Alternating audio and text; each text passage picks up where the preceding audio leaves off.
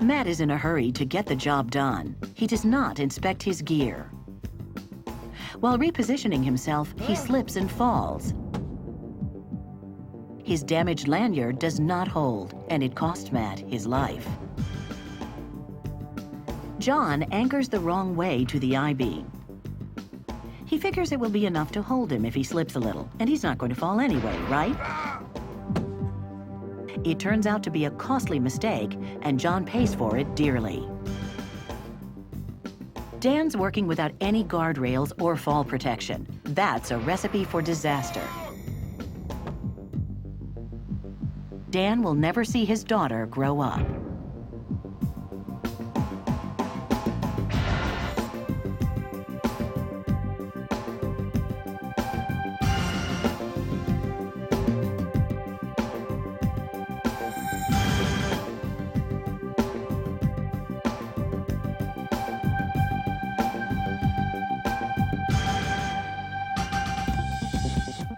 Paul was working on a platform high up when he slipped and fell. Good thing for him, the guardrails prevented him from falling all the way down, where he could be injured or killed. How about you? Would you be as fortunate as the worker in our scenario if you fell at work? Working with your feet on solid ground is difficult enough, but work at height and you add danger to difficult. Every day, workers are injured falling from heights, so there are standards your employer meets to keep you working safely. Wherever you work, if it's 4 feet or 1 meter off the ground for general industry, or 6 feet or nearly 2 meters off the ground in construction, your employer's competent person identifies any fall hazards you could face. Then, safe fall protection systems are selected, and training provides skills for proper ways to use them. You'll learn to recognize unsafe practices and know which tasks increase your risk of falling. Remember, prevention is your best defense. That's why we cover basic fall protection systems from guardrails to full body harnesses. We'll go over how to use and care for your equipment. Finally, we cover rescue from falls. What happens when your fall arrest system keeps you from hitting the ground, but you're still suspended in the air.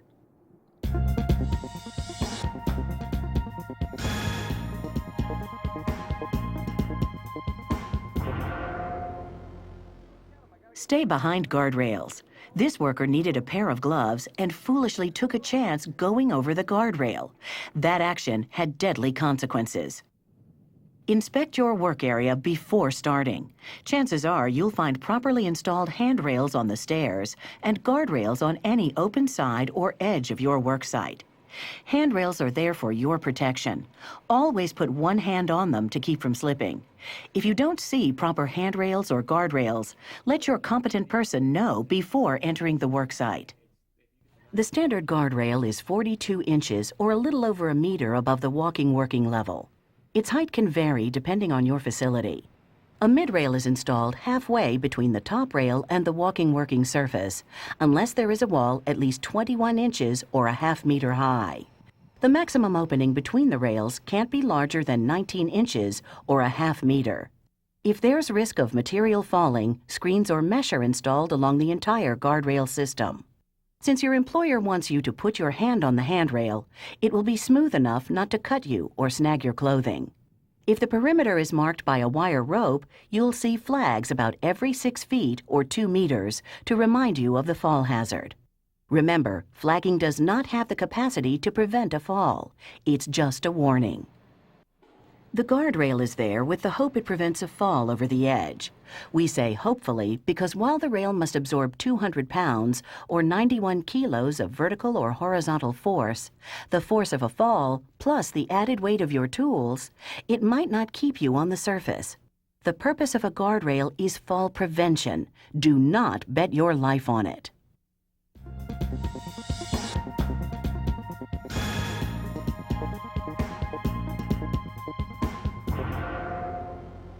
Where there's no guardrail, you wear a fall arrest system to keep you working safely.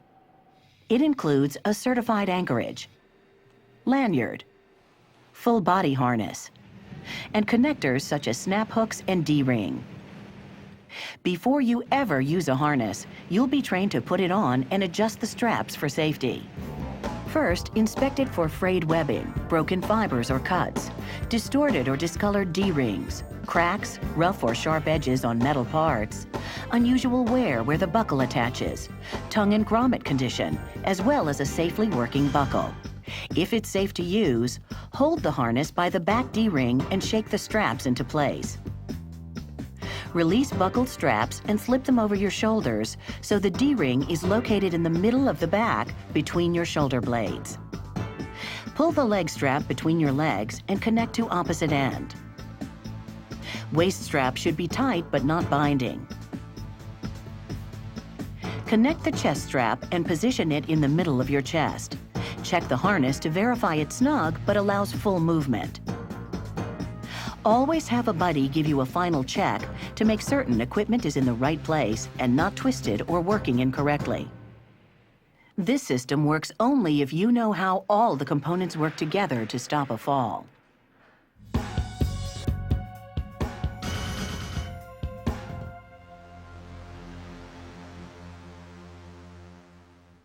A certified anchorage is a secure point for your lanyard or lifeline to be attached.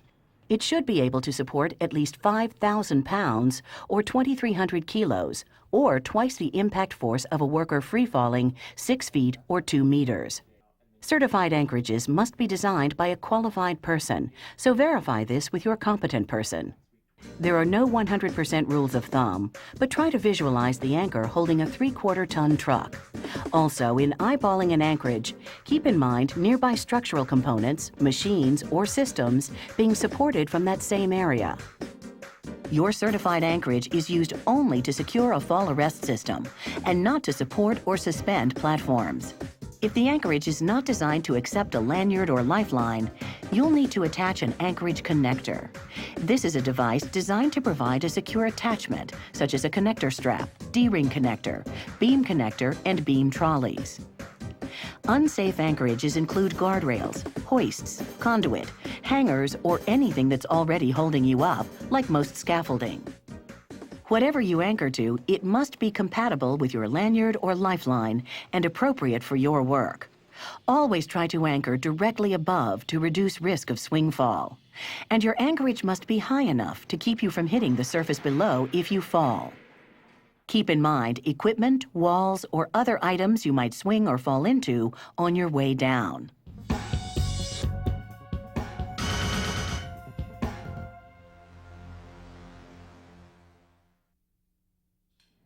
Your lanyard is specially designed flexible line with a self-locking snap hook at each end.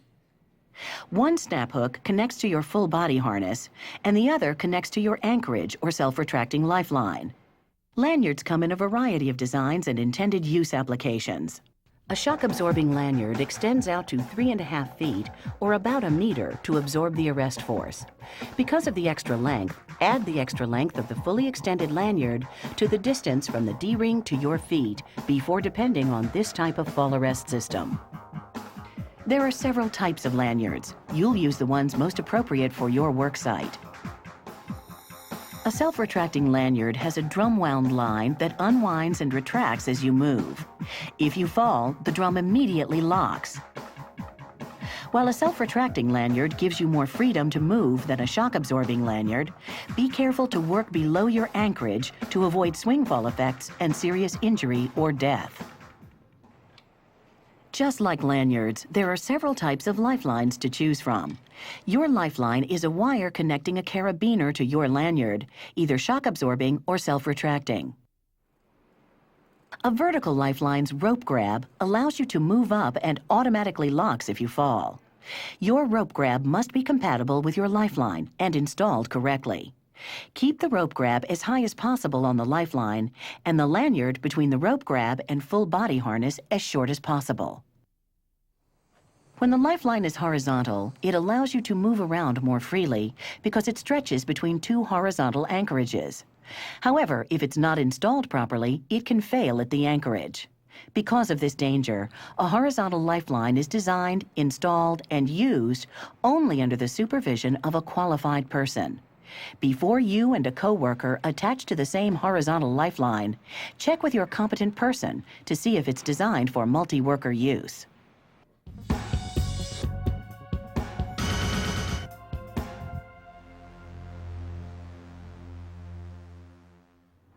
Your full body harness is an important part of your fall arrest system. Harnesses should be adjusted to fit your body properly. Straps should fit snugly and are designed to distribute the impact of a fall over your thighs and pelvis. Some have a pad in the back for support, and some have built-in work positioning components, such as a place to sit. Be sure to empty your pockets before putting on the harness, since a coin, keys, a pen, screw, or ring could cut your thighs in a fall.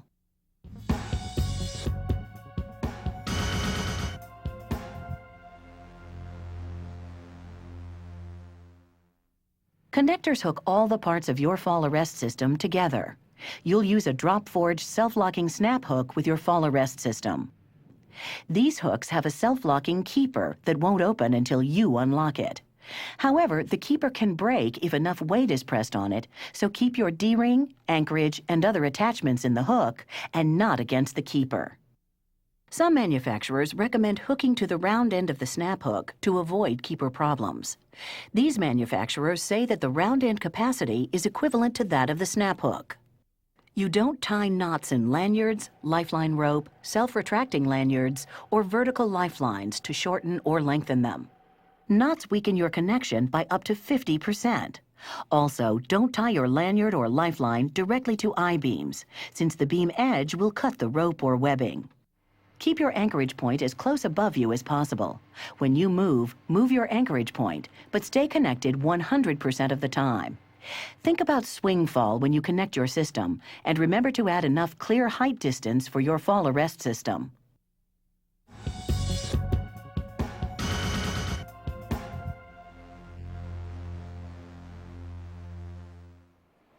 When you need to work hands-free, you can safely use a positioning device, also referred to as a Class II work positioning system or work position system.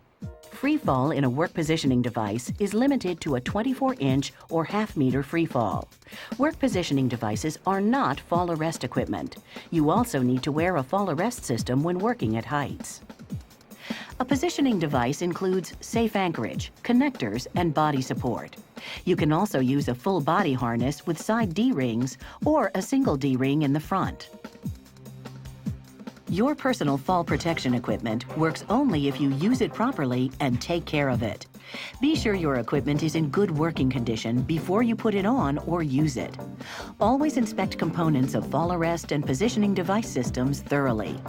Look for frayed edges, broken fibers, pulled stitches, cuts, burn and chemical damage to the harness and buckles. The D-ring should pivot easily. Make sure snap hooks are not broken or corroded.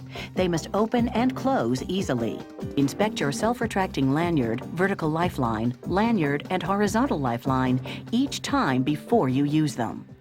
Equipment should always be free of cuts, cracks, discoloration, frayed edges, and signs of excessive wear and tear. If your work involves welding, paint, or environmental conditions, your equipment will need to be replaced more frequently. Always remove fall protection equipment from service if it's cut or frayed. Your equipment must be inspected by a competent person on a frequent and regular basis, according to regulatory and manufacturer requirements. If you mark your equipment with a code or unique item number, make certain the pen is approved by the manufacturer. Record keeping should be conducted by a designated person to make it easier to keep track of the equipment and document maintenance or repair. It's okay to wash your synthetic rope, lanyard, and full body harness with manufacturer-approved soap, but make sure you let them air dry at room temperature. Don't get shock-absorbing packing wet. Never use cleaning solvents, because this can damage fibers, and don't lubricate moving parts unless the manufacturer requires it. Lubricant attracts dirt and can cause equipment to malfunction. When you're cleaning your equipment, don't remove information and warning labels. Make sure they're still legible after you've finished. Lastly, store your equipment in a clean, dry place. Never leave it lying around where it can be exposed to the weather, run over, or otherwise damaged. And never store your equipment in direct sunlight.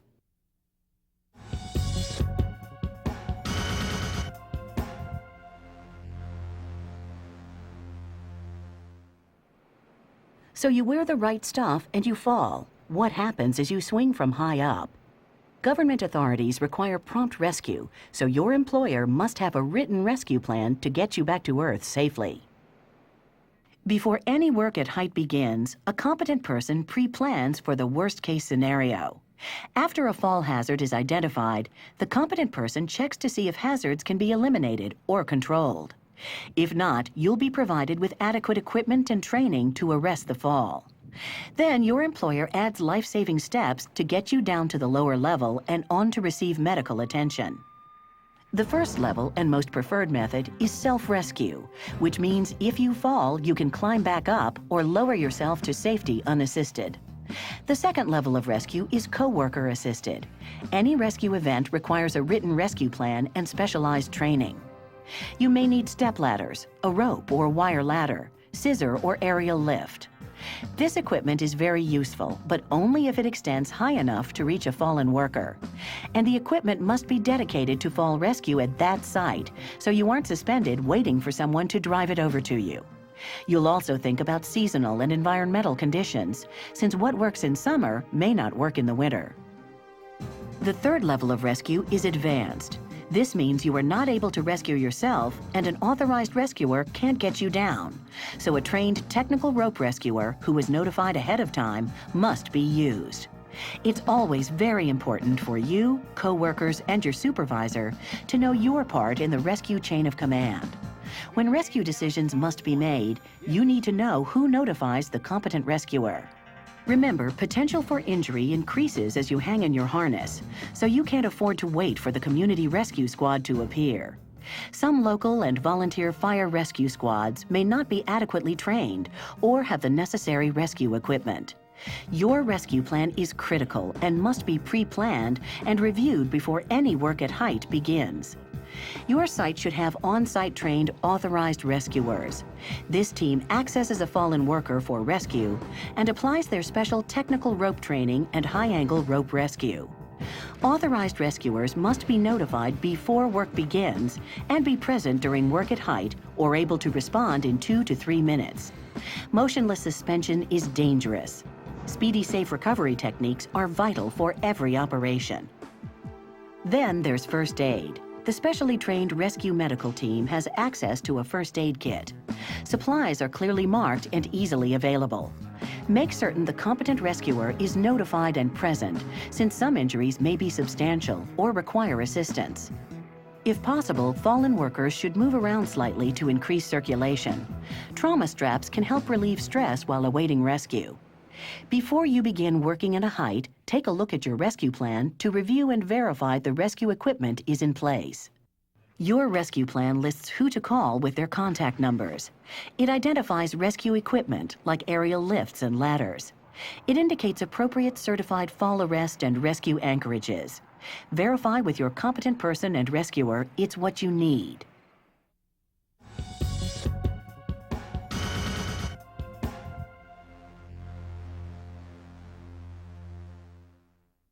Don't be like this worker and take chances with safety.